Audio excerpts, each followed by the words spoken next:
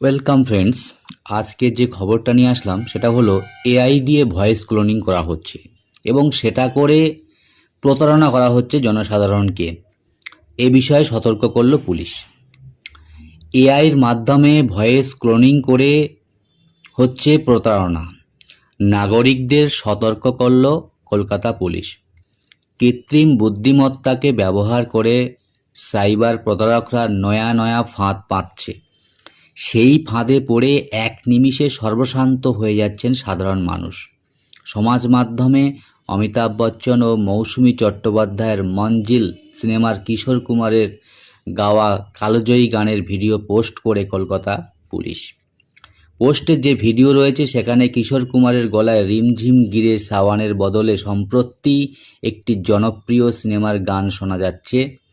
AI ব্যবহার করে voice clipping করে এটি করা হয়েছে। এই ভিডিও তুলে ধরে পুলিশের পক্ষ থেকে সচেতনার বার্তা দিয়ে বলা হয়েছে, কৃত্রিম বুদ্ধিমত্তা প্রয়োগ করে আত্মীয় পরিজন বন্ধু বান্ধবদের ভয়েস ক্লোনিং করে ফোন করে প্রতারণা করতে পারে প্রতারকরা। এই ধরনের ফোন এলে পুলিশের 1930 নাম্বারে ফোন করে জানাতে বলা হয়েছে।